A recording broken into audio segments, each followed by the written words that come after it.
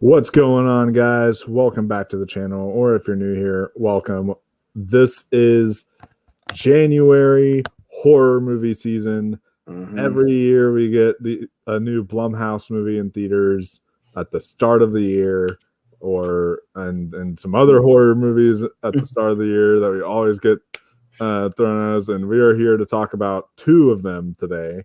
And we are going to start off with the biggest one of the bunch, which is, I mean, that's biggest, but you know what I mean. Out of the two in comparison, it's which is Night Swim. So this is from Blumhouse. It's, I forget the director's name, but it's a directorial debut, and it's like Bryce McGeary or something like that. Yeah, Bryce McGuire, that was it. Bryce McGuire, yeah. And it's produced by James Wan. Don't get it twisted. This ain't a James Wan movie. It's based on a short film. Yeah. About this haunted swimming pool, and you could just change the title of that deathbed movie, from Deathbed, the bed that eats people, to Swimming Pool, the swimming pool that eats people. Exactly. and I thought that I watched a short film for this to kind of prep. It was only 3 minutes. It was on YouTube, and I was like, okay, sure. Right. I was like, I watched the short film to prep for this, and the short film was actually quite effective. It was actually pretty solid. I was like, okay, yeah, that, for a nice little short film, like you could do this kind of this feels like it fits a short film. This kind of a if this was like a Tales from the Crypt or a Creep Show episode, I'd be totally cool with it. Just like a 30-minute thing. A little family moves in, pool's haunted. It gets a hold of the dad. He goes on a little quick rampage, whatever, and then has to, do something at the end. I don't know how much we're going to spoil it, maybe till later or whatever. But, you make this like a 30, 35-minute short, a Creep Show or something like that. No problem. Decent, not bad. Boy, did they stretch this thing to an hour and 40 minutes, and it feels like it. This movie felt like 2 hours. I was so bored for a lot of this movie, man, on the in-between stuff.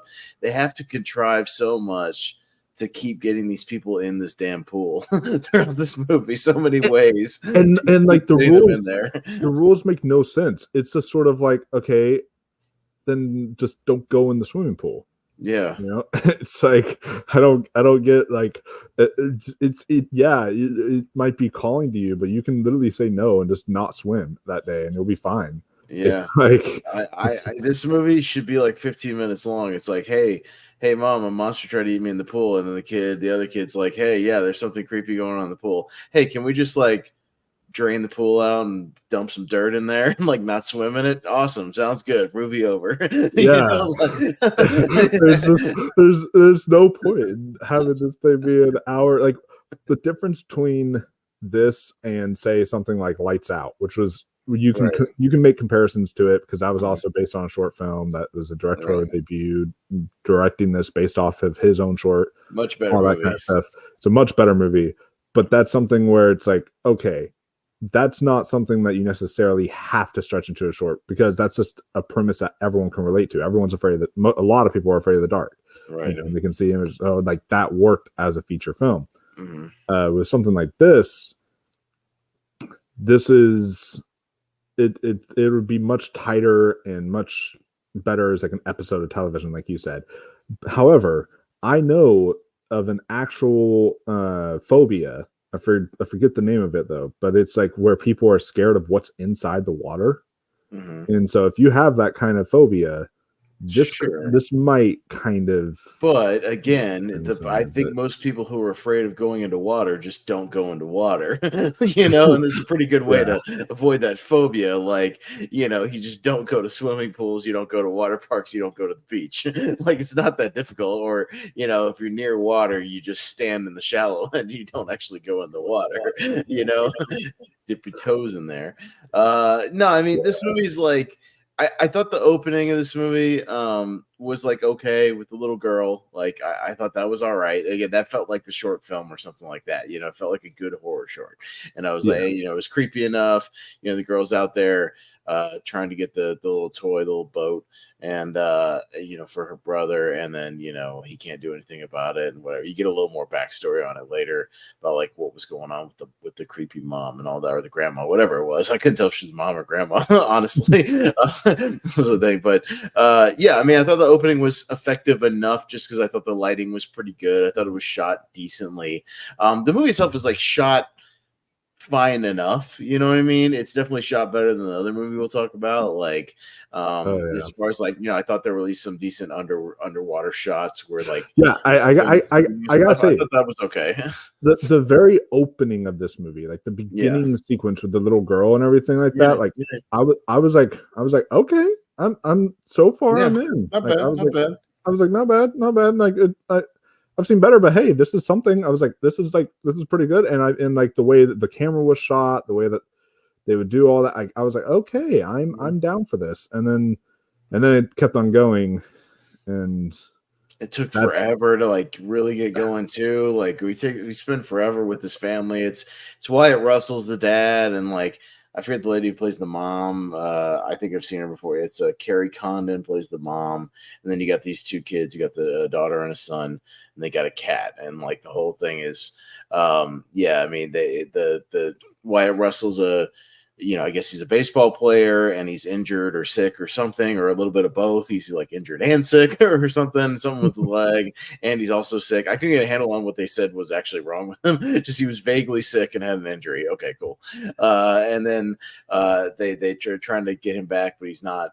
Stuff isn't working, and they recommend some water therapy. And this place they buy has a pool, so they fill in the pool, they clean it up, and he starts doing the therapy. And the whole idea, you can see in the movie, is that this pool, I guess, needs a sacrifice of a family for vague reasons. Which we are going to have to talk about spoilers at some point, because there is something in their rules that make no sense when it comes to the whole sacrifice thing. Right. Just confuses the ever hell out of me. Well, the whole premise and the mythology or whatever they're trying to set up, the whole thing is very vague as to like what this entity, whatever it is in this pool, like wants, what it needs, why it needs something. It's never explained like at all, like what this thing is, what the powers are, how far the powers go, because eventually I'm getting into some minor spoilers, but Wyatt Russell kind of starts getting like slightly possessed by this thing to where it's like it's healing and his like injuries or whatever and like making him stronger. So he's like obsessed with going in the pool over and over again and spending all his time out there. And then, eventually he starts doing weird things, while he's like in the pool and stuff like that. But, especially with the sequence at a party, like at a barbecue, that they do. But yeah, it's all very vague. Like nothing's ever really explained. You never get that one scene that every one of these horror movies have where they kind of try to do that with the lady from the opening, like where she goes and visits her,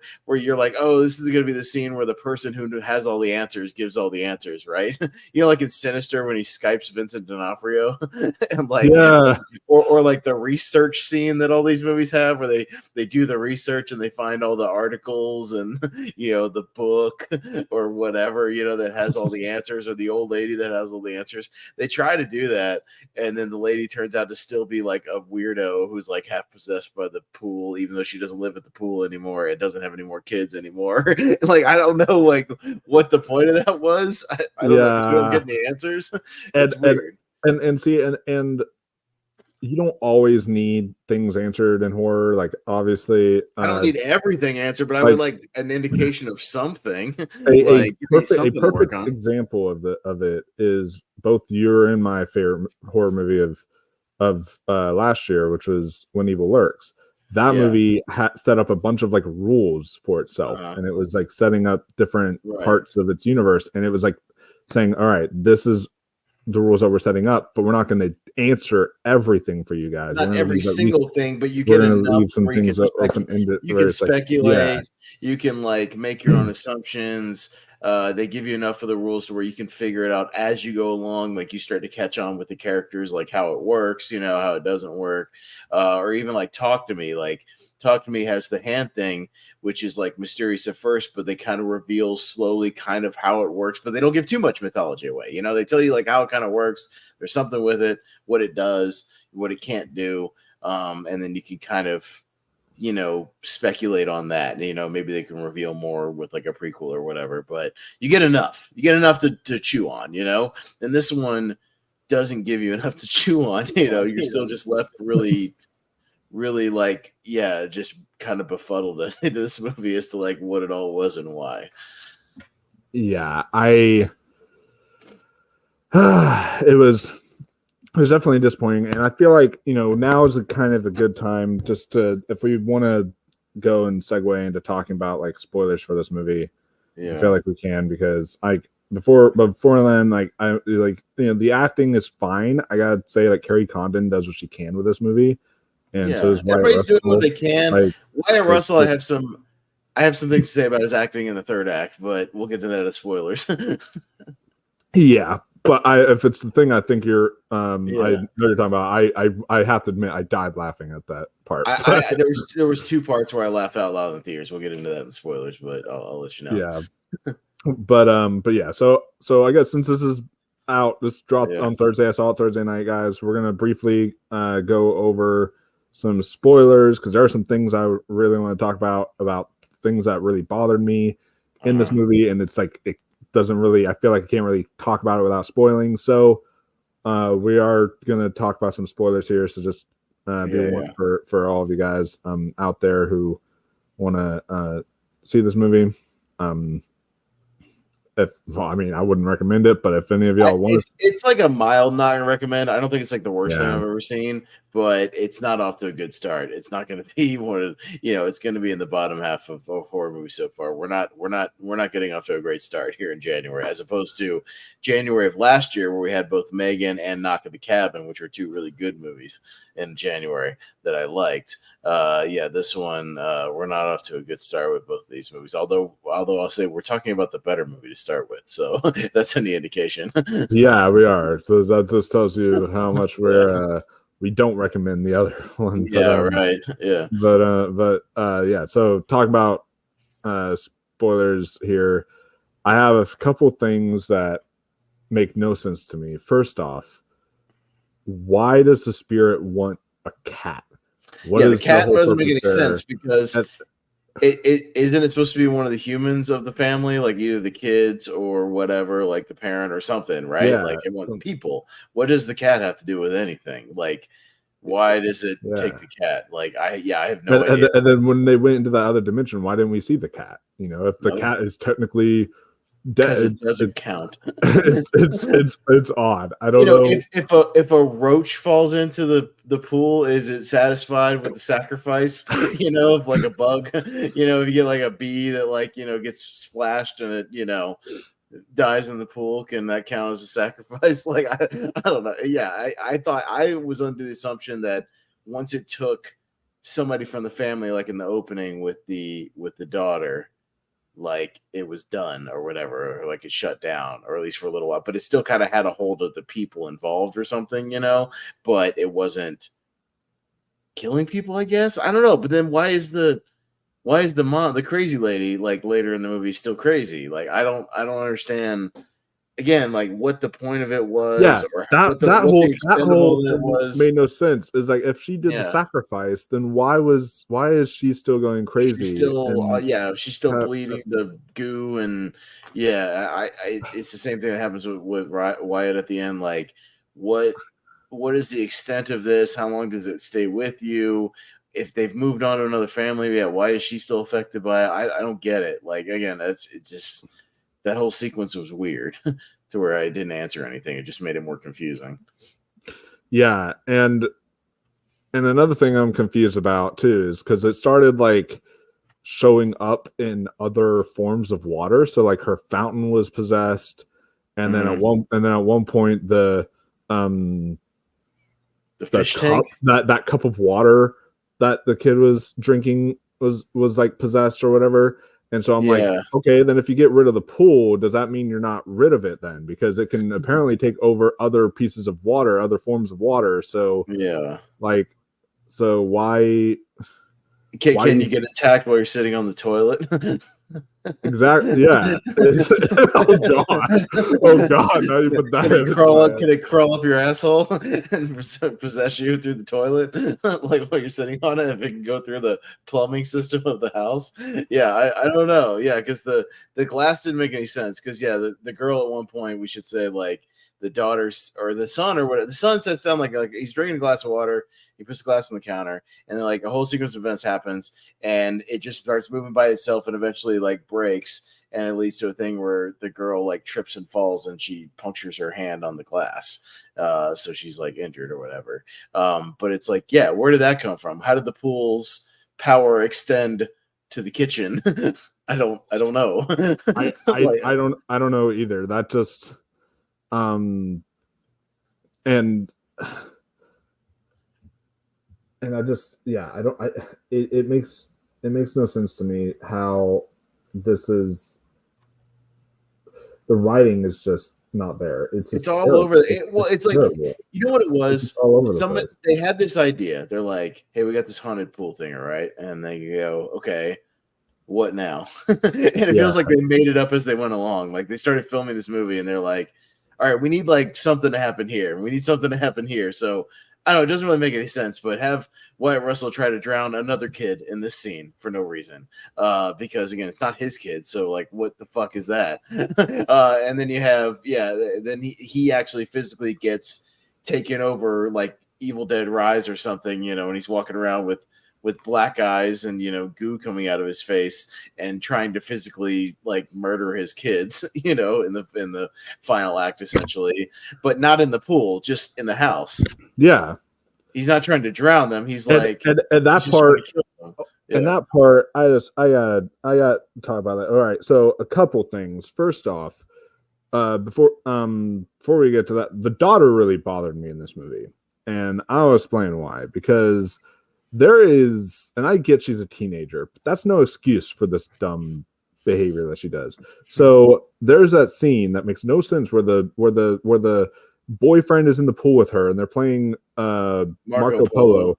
And then I gotta say, me and my buddy laughed at like the fat demon that like comes up. And I will give them credit for that was like kind of funny. At least that looked real. Looked like a real guy with makeup. I'll give him at least credit for that. The actual makeup, and it was like a person in makeup. I'll give him credit for that because that could have been CGI. But it looks like they actually had like a practical person in some makeup. So I just want to shout out. I always at least appreciate when they try to do some practical effects. So I appreciate that. For sure. And this and you should love the next movie because that used practical effects. But no,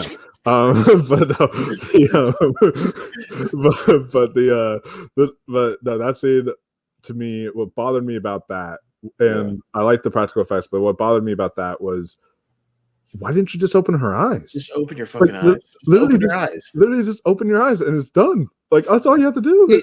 You're just playing a dumb game. You can be like, I don't want to play anymore. Open your eyes. Like, what are you doing? Where'd you go? Open your eyes.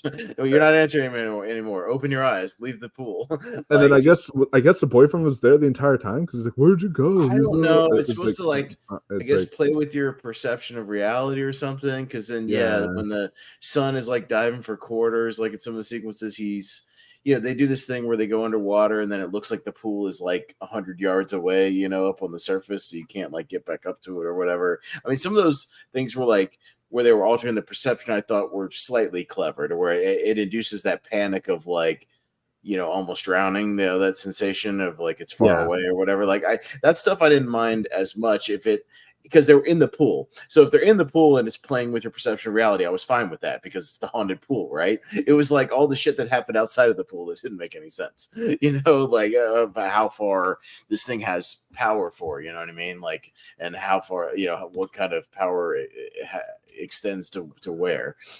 And then like another part that bothered me with the daughter is when they are literally at the end and sees her dad all possessed and he's like, oh, we were playing, he's like, oh, Marco and all that stuff like that, and, all that weird crap.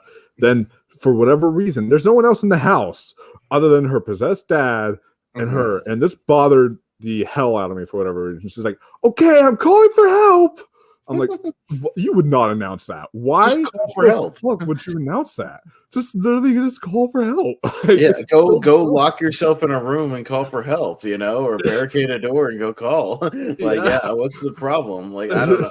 I will say, and then once he pops up to her, it's like, "You forgot to say polo." That's where I died. No, I was laughing. There was two spots that Wyatt Russell. Yeah, it was the Marco Polo thing, because I forget what he said. He either does the polo thing or something where like she's peeking out from like something, and he just gets right up close to the camera and he's like, "Marco," or something like that. And I laughed at that. And then there was another beat where after they kind of break him out of the spell, and the son is like, they're trying to revive the kid or whatever, which by the way, she kind of like gives up on that, and he just magically comes back to life. Like nobody's giving him CPR for more than 5 seconds, and then 10 minutes later he just snaps out of it. Okay, because that's how revival works. But anyways, there's a beat where he like kind of snaps out of it, and he looks over and just sees the son like laying there, and he just goes, "Oh, is he okay?" Oh, and I died laughing just the way he delivered the line. "Oh, hey, is he okay?"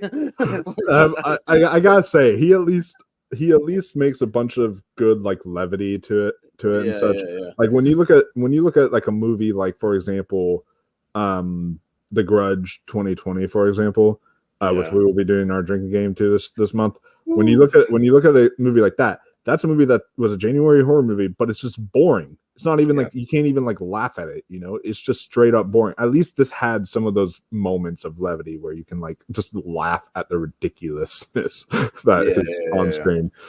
And there is, help me out on this, because there is a massive plot hole, and I want to see if I just missed something or if I was bored and I was like falling asleep or something like that. But in the movie, Carrie Condon talks about the event that happened 15 years ago. And so when does this movie take place then? Because she said that event happened 15 years ago, but she's referring to the event that happened in 1992 or whatever. And so I'm like, if this is supposed to be modern day, then their math is way wrong. Well, their math might be off, but it looked like they had pretty modern smartphones and stuff, right? Or I don't know. I mean, maybe they had like just a Gen 1 iPhone and I didn't notice or something. I don't know. Maybe it would have had to be, it would have to be like 2007 or something when this took place for it to make sense with the math or whatever. So it's I don't know. I wasn't paying attention to the years so much. I was like, whatever. There was a thing that happened on, at some point, and then now they're in present day. I don't know. Like I wasn't paying attention to that. Because that was something that I have because I remember it saying like 1992, and then at one point when she's talking about like the same event happened here 15 years ago, I was like, wait, what? Whoa, wait, hold up. And I was like counting the math I was counting the math in the theater. I was like, 15 years ago. Hold up. This is although doesn't he? It might theoretically be mid 2000s, because isn't he watching his in the garage? Wyatt Russell's like popping in highlight reels of himself on a VHS tape, isn't he? He might be. I don't remember. This movie's got so that might be like highlights of him like from the late 90s or early 2000s still on a VHS tape, which is theoretically possible because people were still using VHSs back then. So I mean that like of his early career, because he's watching tape of himself in like either minor league or his like first or second year like major league on like that old TV in the garage with the tape. So it might actually take place in like the early 2000s. It's possible. So I didn't pay attention to if they had like excessive smartphone use, although to come to think of it, they may not have. I think she was on her laptop a lot, and then the son really wasn't. He was just playing video games most of the time or something. I don't know. This movie's kind of I don't remember. That's how memorable it was. We both saw it like 5 days ago, and we're both like, yeah, I don't even remember like half the shit that happened in this movie. It's like I don't remember the details of like what they were doing. That was the parts where I was like drifting, and I was like, all right, can we just like get to the end? Yeah, and wrap this thing up. And a couple other things that like, they might seem nitpicky, but they still kind of bothered me was talking about baseball. First off, like the whole forced like oh, while he's in this pool drowning, or we're going to show you quick flashes of him as a baseball player. Here's our development for him. He used to be a baseball player. It's like, oh, okay. So whenever he's in some situation in the pool or something like that, but and then he's doing the baseball game with his son. He's like trying to show his son how it works, and then he hits the ball, makes a home run. He's been out of baseball for years. You think his son would be proud of him when he makes that hit? His son's like depressed. He's like, they're like looking. I can't believe the son and the mom are both like looking concerned, and it's like, wouldn't that be a good thing that he's like back in shape, and he might be, getting back in shape to where he could get back to, doing his job. like should y'all be cheering? Wasn't that the point of the first like 20 minutes of the movie where they're going to the doctors trying to get him better and like trying to figure out treatment and stuff for him, like, isn't that the goal? And now he's like getting better, and you're like, I don't know about this. It's like, it's just like, what? That makes no sense. So that kind of bothered me. And then there was, of course, at the end, like, even if it was kind of, I heard one person tell me, oh, that was kind of a smart decision in the theater, and then I heard another person say, oh, that was like kind of dumb because I wouldn't work. But whichever way you go with it, the hose trick that she uses in the movie, it was kind of interesting. But then she goes down into that other dimension area, and I'm like, okay, both her and her son would be dead. I'm sorry, you can't hold your breath that long underneath. It felt like she was down there for like longer than. It felt like she was down there longer than Tom Cruise was in that vortex in Rogue Nation. It's like the average person can't hold their breath more than like 2 minutes. Like in stressful situations, your body you can actually hold your breath for up to longer than you think you can, probably like 2.5, 3 minutes. If you had to, because I've actually been in a situation where I almost drowned in a river one time, and when it went in a kayaking accident. Obviously, I didn't because I'm talking to you right now, or am I? From the river. No, but like it was longer than I thought it was, and I think I was down for like a minute and a half in a pretty stressful situation. But it was the most exhausted I've ever been. But that's a whole other story for another time. But you can actually, like, your body can hold your breath longer than you think you can, like almost like you have like an auxiliary, like a reserve or whatever. But yeah, it seemed like she was down there for like 5-10 minutes, like swimming all over the place, like and it would have taken her forever to swim back up to the hole or whatever, after. But I will say it does a good job of like the tarp stuff, like that is like some nightmare fuel of like people getting wrapped up in tarps, like in a pool or whatever, or even the kid in the deflated like pool float thing, and like you mentioned earlier too, like for a PG-13 horror movie, like some of the practical effects, like the blood in this, like there was some bloody thing, like when he cuts his hand in the pool thing, and it's like all gashy and gross, and I was like, okay. And then like the scene when she has the glass stuck in her hand, the daughter, and she's pulling the glass out. I mean, again, I'll give him credit for at least doing some practical stuff. Like I'm always, if you can do practical, like do practical. Talk to Me did practical. The brief glimpses we got of the dead people, it was very like practical makeup, like on people. I was like, cool. I always just appreciate that. In a world where they just slap CGI on people, and it looks like shit. Like I at least will give people props when they go practical on stuff. So good on you. But yeah, I mean, a few positive things here and there. Again, a few underwater sequences that looked and were shot okay. You can tell there's like this filmmaker probably has potential to make a better movie. If they get a better script, get a better premise, get a better script, and like make something a little more developed, like a little better concept, and maybe they can make a better Bryce McGuire or whatever, can make a better movie. And I want you to know, because and I want everyone to know this, like because I know we're living in the vein of where Chris Stuckman doesn't review bad movies because he doesn't want to bash the director. I'm not bashing the director and saying like, oh, he should never work again or anything. I see potential. And I think that there's definitely room for him in like another film if he works at it better. Right. And he has a better script. Yeah. Because there's flashes of good stuff. Some of the shot composites, like some of the cinematography is good. They're again good makeup effects and whatnot. It just like it needs to be a better than a haunted swimming pool premise, or maybe it's like do some do like some VHS shorts or something, or dip your toes in the the water, to make a pun, so to speak, and do a couple of things, do some creep show, do whatever, do some more short films, and then jump back into it or something. But get a hold of a better script, a better premise, like that. This was just, to me, this movie Wolf either needed to be scarier or sillier. Yeah. And it was neither. Like it was neither super silly or super scary, and it was like just right in the middle. So a good way to describe this movie, and I'm proud of myself. This is a quote I came up with. So but a good way to describe this movie, I put this on my Letterboxd review, is that so you've got your January horror movies, like The Bye Bye Man and other stuff like that. There's like your wet, gross, gooey dog shit that you step in and it smears everywhere. It's disgusting. And then you've got your white, shriveled up dog shit that you step in and you're like, okay, I'll brush that off, and then you can go on your merry way and walk away. This is like that white dog shit. It's like it's like not the worst thing I've ever seen, but it's not great to where I could like recommend that. I don't think anybody will have like a really great time with it. Again, there's a couple of decent moments. There's some parts where you'll laugh because of how dumb it gets in a few spots. But like, overall, you'll probably end up frustrated. Like if you stepped in a dry dog turd and you're like, oh, that's frustrating, but it's not as bad as stepping in like a fresh, wet pile of shit and you get scared all over your shoes and you have to stick your shoe under the sink with a toothpick and dig all the shit out of it. Like that's the worst. That's the absolute worst. Yeah, that's the worst. So like, and that's the one we're going to talk about next. That might be a good lead into where we're talking about next. Because the next one was like the wet one you get on the concrete, like that you didn't see, and it smears all over your shoe, and you have to spend 15 minutes digging shit out of your shoe, and then you have to like completely soak it, and then you got to put it in front of the heater and dry it, like, and it's just a pain in the ass, and you can't wear your shoes for 2 days. That's the next movie.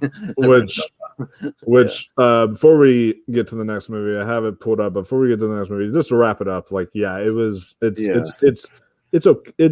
not the worst thing ever, but it's if you're curious, passable, like a one-time watch kind of movie. If you're curious, you could probably catch it on a streaming service. You may do better on a streaming service at home when you can kind of like, look at your phone every now and then during some of the boring scenes. It's Blumhouse, so it'll be on the cock at some point. So right, yeah. So, but watch it at home. Yeah, you can kind of browse your phone during some of the more boring scenes. And then when you see him getting in the pool, you can pay attention, and then you can go back and whatever. Well, a movie that should have debuted on a streaming service that I thought was going to debut on a streaming service when I saw the trailers. And even when we did our over on the Movie Hero Network, we did our most anticipated of 2024. Malcolm threw this thing in the tournament, and I was like, "What is this movie? Like, is this even like a theatrical movie, or did he include like some Tubi movie? That whatever." And it had a trailer also. I was like, "Okay, well, at least there's something." It looked like a Tubi movie. No, it looks like a Tubi movie. So we should say we both saw kind of an early screening of Founders Day at the Regal Mystery Movie last week.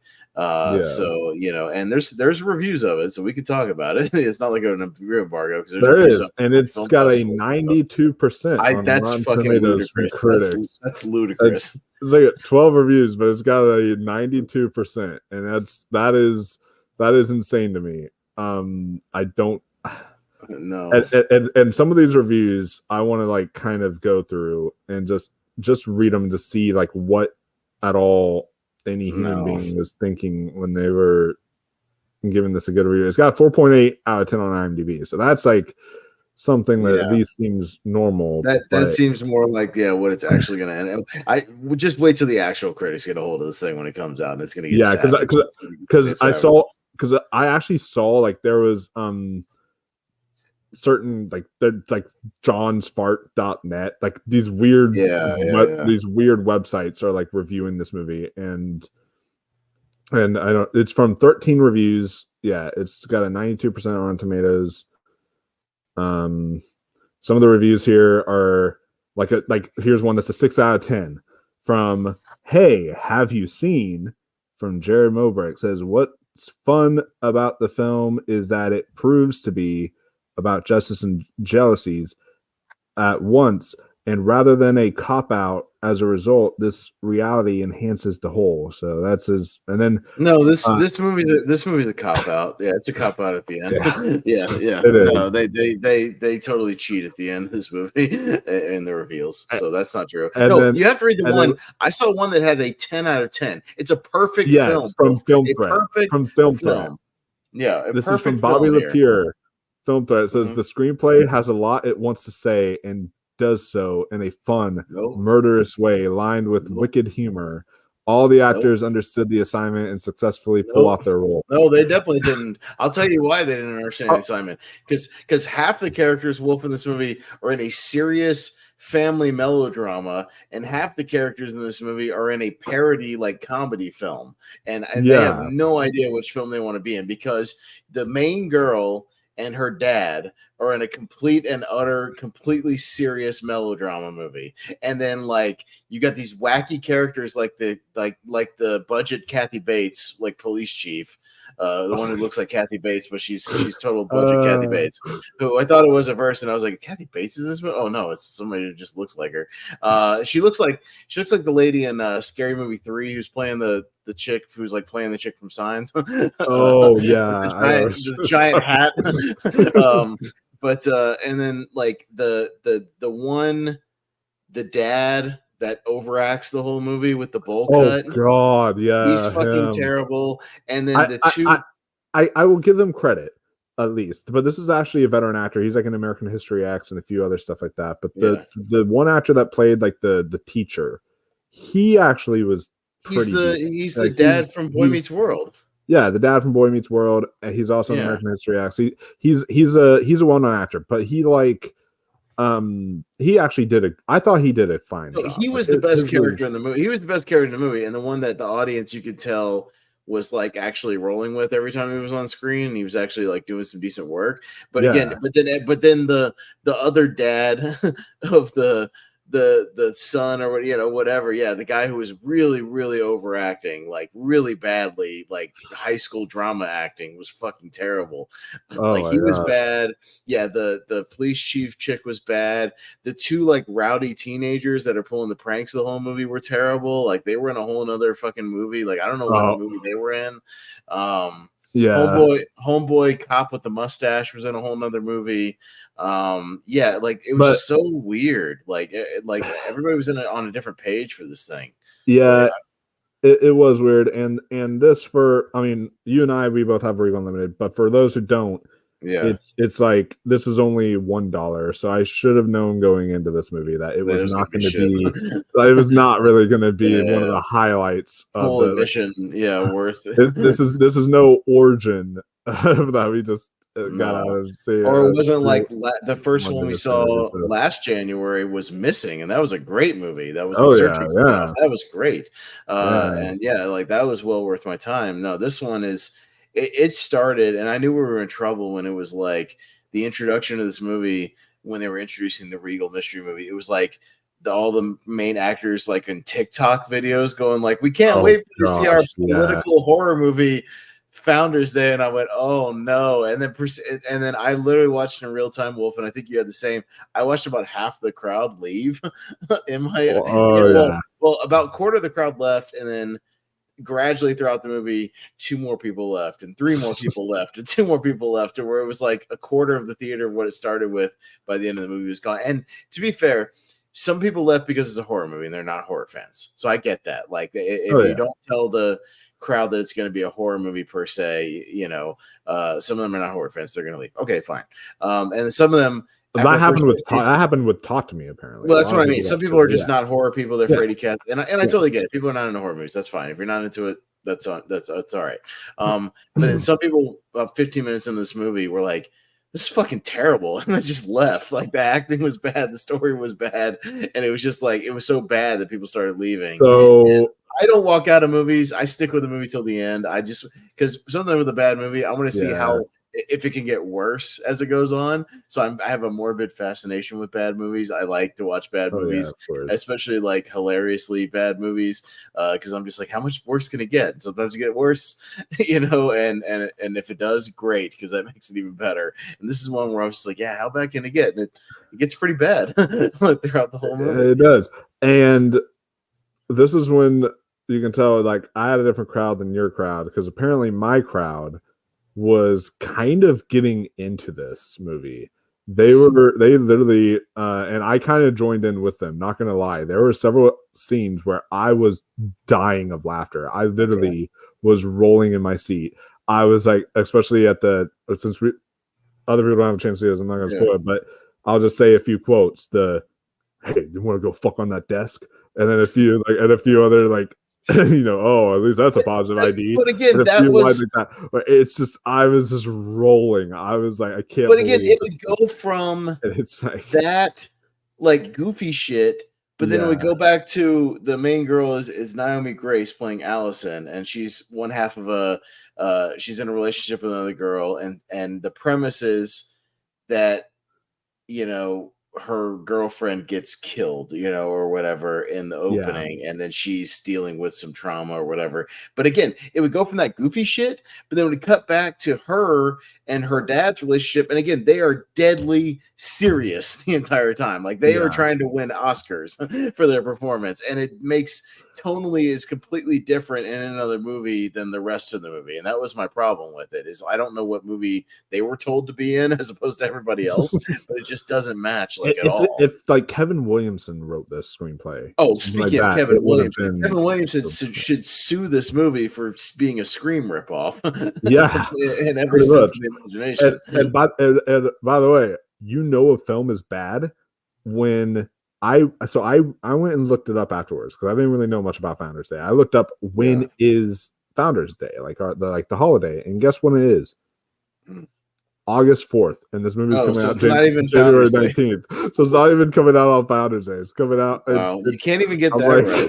I'm like, and I understand because like obviously this movie would fail competing with the summer blockbusters, but at the same time, it's like you're making a movie about this holiday and you're not even going to release it around that holiday. It's just like at least The Blackening released like around Juneteenth when it came out, and then other kinds of horror movies that do that. But it's like this is that part was really bad. And my theater literally, I don't know like what movie they saw, like this was funny bad. I will say this might be the funniest unintentional comedy I've seen since like The Fanatic.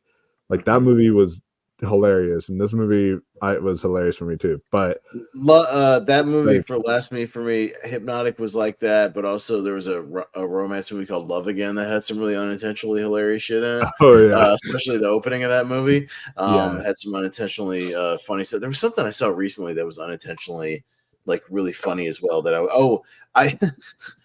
I know, I think you liked it, but May December made me unintentionally laugh, and I don't think there was intention every time they hit that horrible music cues like throughout the movie. Cues. And I laughed every time because it just threw me off. Every day I was like, dum, dum, dum, dum, dum, dum. And I'm just like, that doesn't match what's going on right now at all. I think it's supposed to. If you look up videos like about it, there's he's been saying like that film purposefully is like a dark satire, like it's meant to kind of. I guess it's like, but like Natalie Portman said, it's a melodrama with comedic elements. That's how she described it. So that's how it's supposed to kind of be, and that's how the film festival that I saw May December kind of described it. It's like a melodrama with dark satire thrown in there. But no, it's and that movie we'll talk about on another stream later. But but this one, I actually legitimately heard in the back, like far in the back of the theater, after this credit started rolling, I heard some people clapping after this was done. Like my theater was totally different. There was like the dumb college kids here. I think it's the people who just laugh at everything, or who don't watch a lot of horror movies, or they don't watch a lot of quality horror movies, so they don't get like what a quality horror movie is. So they just watch like garbage that comes out in January, like just stuff like The Bye Bye Man. I think that's like a quality horror movie, and they just don't understand like what makes something good. And because even the kills in this, and like again, we won't spoil too much because it's not officially out yet, but like the kills are ridiculous because look at the mask thing on the screen. Like he's in like a judge's robe and like a dumb powder. But they're all practical effects, man. They're all practical. Yeah, great. And it's stupid because he's got a gavel that turns into a knife. That's dumb. So we're trying desperately to make like a new iconic horror villain, but they don't give him a name. Is supposed to just be the founder? I don't know. And there's just again scenes that are ridiculous when the mayor gets drunk and does the drunken speech. That thing was stupid and overacted and really bad. And then going back and forth with the other bad actor dad, that back and forth was hilariously awful. It's just the script is bad. Again, I won't spoil like the ending, but the ending is a total knockoff of Scream. And that ending twist was so predictable. I literally guessed it from the opening 10 minutes. You'll know, and even the stuff they tack onto it is like so Scream. It's like not even funny. Like the motivations don't make any sense, especially for one of the characters, like the one we were talking about that is like probably the best actor in the movie. That motivation doesn't make any sense. A lot of the character beats just don't work. They're just poorly developed. And the friend I saw this with, he didn't like the film either, but he said he at least admired at the end the social commentary they were saying. But he said, but he just wishes that it was like it's clunky. He just wishes that the social commentary was in a film that wasn't just so mixed in tone. So terrible, so it's stupid. It's like if it was like in a serious drama. That would or serious. If the rest of the people were as serious or as good actors, because I do think the lead girl is pretty good. I think she's okay. She was pretty solid. I think the dad was good. Like their dynamic, they're good. They're just in a totally different movie, and they need to be put in a different movie, like taken out of this movie and put in a better, serious horror movie. Because everybody else is in parody world. Like I don't know what's going on. Yeah, they're in Scary Movie, not Scream. You know what I'm saying? Like they're in Goofy Land. When the chief lady is just like trying to have a serious conversation after the main girl's girlfriend is dead or whatever, and she's just like, "You want a lollipop or whatever, or a gumball or whatever?" I'm like, what the fuck is what is going on in this movie? She's gonna think of gumballs next to her, just like handing out gumballs. Like she's got a lollipop in her mouth, constantly popping it in and out. Just like, what are we doing? Like it's just I don't know what movie I'm in right now. So it's all place and silly. I don't know. Like if they wanted to make a parody, then great. That would have been. If you wanted to make a parody and call it Founders Day and make it a parody of like the holiday horror movies, you know what I mean, and make it the most ridiculous. Which Founders Day is a stupid like thing, anyways. Like that's dumb. So like if that was your intention to make almost like a parody horror movie, that's fine. Go full on and make it like a scary movie, like parody horror film of holiday horror movies, with a little Scream mixed in or whatever. But again, your main characters are not in that movie, so it makes no sense. Like they needed to be with that tone, and they're not. Yeah. And so again, it's just a shame. It's a shame because it's a waste of decent talent here. It's just I don't know what else this director has directed before or so it's Eric Blomquist directed, and he was in the movie as well. He was the assistant to the mayor, the guy with the glasses. That's the kind of little smarmy guy. That made no sense what happened with his character. So he directed She Came from the Woods. Okay. And it's like a couple of like just very small things. There's a Hallmark Christmas movie called Christmas on the Carousel, which looks bad. Oh my gosh. Mostly just like crummy, straight to streaming, like nothing happened in horror movies. So this is definitely the biggest thing so far. But I don't see the career taking off because of this movie when it comes out. Like I don't think this movie makes more than $2-3 million tops at the box especially office. Because I mean it's opening the same day as like ISS and a few other movies that look pretty good. So and so I don't see this movie at all making its money back unless the horror community goes gaga for it for whatever reason. No, they're not good. No, once it gets out there to actual critics, like it'll get savaged. It'll go down to like 20% or something. That's my prediction. It'll get ravaged. And but my disappointment is that again last January we had Knock at the Cabin and we had Megan, and again like I thought Knock at the Cabin was February. No, I think it was January. I think it was late January. I'm pretty sure it was. Maybe. Yeah. But my point is, like, we got two horror movies that I really, really liked. Megan was way better than it had any right to be. Knock at the Cabin ended up being one of my favorites of the year. Like, I really like that movie. And then we're starting out with two bad to mediocre horror movies in the beginning of January. So we're not off to a good start for horror in 2024 so far. Yeah, and then even the year prior, I remember we had Scream 5 in 2022. So it was it's just like these past 2 years have been like, okay, yeah, we had solid Januaries, but yeah, I don't know. This so far my 2024 ranking is not looking so hot, but yeah, we'll as we get further, we'll get some better films, and we'll get some better hopefully, yeah, some better horror films around. I'm looking forward to that. I want to see that David Dastmalchian found footage movie that's set in like the 70s on like that TV show. Like I forget what it's called. That one was great. Yeah. I'm hearing good things about that one. I'm forgetting the title of it, but it's like a period piece. It's like set on like a 70s variety or talk show or something like that, and it looks really good.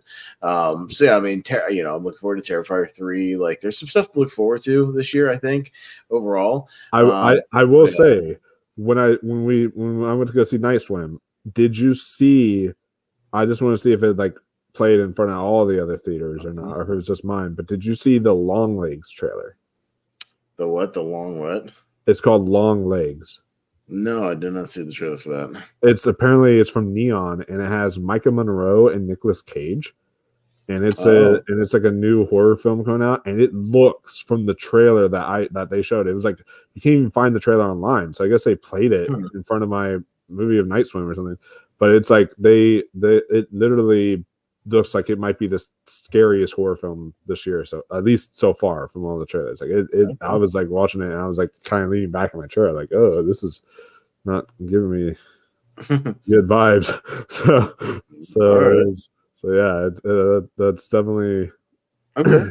Hey, a Nick Cage horror movie, I'm in. Yeah. I like Color Out of Space. I think it's for sure. I like that and Mandy. Like, so yeah, he's done some good stuff in the horror realm. I mean, Dream Scenario is kind of horror adjacent. Like, it's not quite like a full horror movie. It's got horror elements to it. But I like that as well. It's produced by Ari Aster, and that's why. So yeah, but Nick Cage has dabbled in horror before, and I've liked what he's done so far. So I'm down. yeah. That sounds really good. And of course, Micah Monroe is great in horror, like with The Guest and It Follows and such. But right. And she did that one on Shudder. I forget the name of it, but yeah. Okay.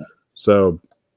Yeah, I'd say definitely put that one on your list. There's a lot of great horror coming out, it looks like, from trailers and such, but we just got stuck with two bottom of the barrel rough ones, yeah. Two rough ones to start off with, but we'll get there. And talking about good horror, this is a good segue into talking about our upcoming schedules. So we both will be doing on the 20th a double round of videos for you guys. We'll start off doing a roundtable discussion.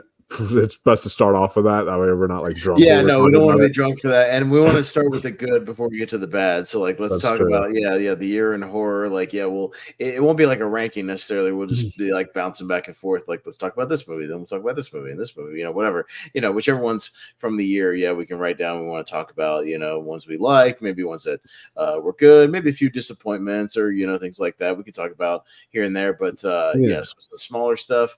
But yeah, just kind of a wrap up of like the year in horror. We like to do that and kind of talk about if it was a good year, if it was a decent year, whatever it was, or whatever we think overall. I think it was a pretty good year for horror. Yeah, I don't know if it was like an amazing year for horror, but I thought it was a pretty good year for horror. So.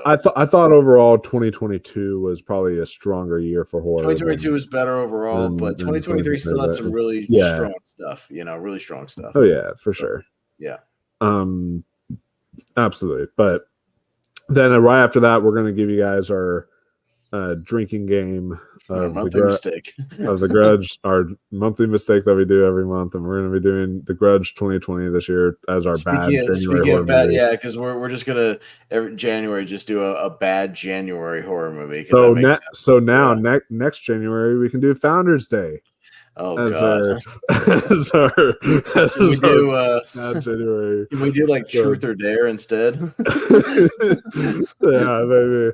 Because that would actually be more willing to watch that one again. Or like Wish Upon, if that was, I can't remember if that was January or not, but shit like that. I don't know. Could do like Polaroid. Oh God, I forgot that movie existed. Yeah. Anyways, whatever. But yeah, that's what we're doing. I saw it when it came out, but I don't remember much about it. I put it out of my brain like immediately because I didn't even like the 04 one. Like, I'm not a fan of like just The Grudge in general. So yeah, that movie is not. I put it out of my brain pretty quick, so I'll need to rewatch it and kind of put it fresh in my brain again. Because I'm pretty sure I zoned out while I was watching it. I think I watched it at home. I was just like zoning in and out, like wasn't really paying attention. So yeah, I own the first two Grudge movies, and they're not that great. I'm not like a big fan of them, but I'm like. But I'll watch them here and there. But I remember watching Grudge 2020, and I can't tell you. It'll be good to rewatch it because I can't tell you what happened. In that movie. Single thing that happened in that movie. It's just so forgettable. The only thing I can tell you about the 04 one was Bill Pullman like throws himself out of a window in the opening scene, and then Sarah Michelle Gellar, for whatever reason, it's a Japanese remake, but we still just have it in Japan with an American girl, which is stupid. Yeah, it's just like if we're just gonna make the same movie, but just put an American girl in it. That's just dumb. So like, what are we doing? Like, I'd rather just watch Ju-on. Like, if I want one set in Japan, I just watch the one with Japanese actors. Exactly. It's like oh, it's just that little difference there. It's like no, I'm like. The Ju-on at least the Ring remake was set, wherever Naomi Watts was living, you know what I mean? Like in America or California or wherever she was. It's like that, at least that made sense. She wasn't roaming around Tokyo. So yeah. Unfortunately, not all horror remakes can be the Ring. So but I don't even like The Ring, but that's just I know. I don't like The Rings. Too many scenes of her just sitting in dark rooms doing research. That movie's boring. Great opening, great ending, but too much bullshit of her reading books in the middle of that movie. And I'm just like, we can just get a move. Why is this movie 2 hours and 10 minutes? Let's get a move on. Good God, way too long for a horror movie. Yeah, I can understand that complaint. It's been a while since I've seen it, but I remember really liking it. But yeah, do you have anything coming up on your channel? Yeah, no, I mean, we've been doing some, we've been digging into like some 2023 stuff. Jacob Barber and I over on and this is all on the Movie Hero Network, by the way. So if any of you guys want to come check us out, Wolfman's on, tournament fights and things a lot. He'll be on. You were on our. We did our. Movies that just made outside of our top 12, kind of our honorable mention show. We did a podcast league now that should still be up on that channel. You can check out where we talked about some of those movies that were like we really, really liked, but just didn't quite make the top 12. But we'll be doing the actual top 12 list, and you'll be a part of that panel when we do that. We'll have a big like 5-person round table, go around, everybody will do their top 12s, and we'll do a big wrap up. That'll be on the 28th. So a little bit later, because I know Wolf's still waiting for his screeners of a couple of movies that he wants to see. So hopefully they come in time for him to watch it. Maybe they'll make your top 12. Maybe they won't. Maybe they will. We'll see. But I know you're still trying to see. I'm still trying to see a few of those movies, to see what happens.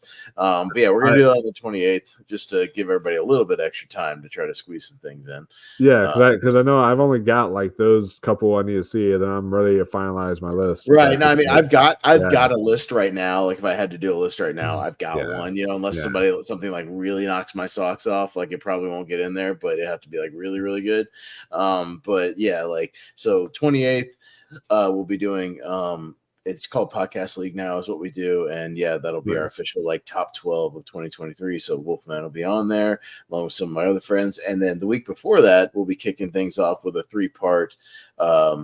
We do a thing called Tournament Fights over there, which Wolfman's been a part of a bunch of tournament fights where we do these kind of March Madness brackets, but it'll be a 128 tournament, so nobody will get their movies left out. We're doing 128 movies, so pretty much everything that came out pretty much will be in the tournament, so nobody gets left, because y'all left out After Sun last time, and this well, that's because there was just less movies last time. That's so true. Like this was we had a more full release list this year, so we decided to do a full 3-part 128. So all the movies are in there, everything's in there. Nobody will get their stuff left out, and it'll be a 3-part thing. We'll do 64 on part 1, 64 movies on part 2, and then the Sweet 16 we'll make it to a half bracket, and we'll determine like kind of what wins the whole thing. But yeah, well, I'm sure you'll be on at least 1 or 2 of those, and chime in on that, so that'll be fun. But yeah, you can see all kinds of stuff like that over on Movie Hero Network. Myself and Jacob Barber did a podcast about movies where we just did kind of a 2023 roundtable wrap up, talked about some other movies just in a casual format, so you can check that out as well. So yeah, but the main thing is Movie Hero Network. If you could, we would appreciate it, man. Come check us out. Awesome. So go subscribe to Movie Hero Network, guys. They do some great stuff over there, and also make sure you're also subscribed to this channel so you can get all sorts of. I'll put it down in the thing under my name, Movie Hero Network. Just search it on there and you'll find it. Movie Hero Network, and then I might have put it in the description. If I didn't, I'll add it no worries. Tonight. But so you guys can check their channel out. But yeah, it's great stuff. So definitely do that and subscribe here and ring the notification bell so you don't miss a single video. We will see you all in the upcoming year, because we've got a bunch of stuff coming your way with of course the end of all of our 2023 rankings and all that fun stuff. Yeah, all of our horror wrap-ups and our movie wrap-ups, and you guys are doing award show stuff, right? So I mean, y'all are coming the Golden Globes, and what the BAFTAs are coming up, right? And SAG Awards, and then leading up to the Oscars. Yeah, you guys are big on that, so I'll be tuning in for some of that for you guys, because you guys go hard on the award season, so that's cool. Be a lot of stuff going on in the next month or two, so yeah, check it out. Awesome. So yeah, we thank you all for watching. We will see you all in the next one. And until next time, stay spooky, my friends, and keep on watching those movies.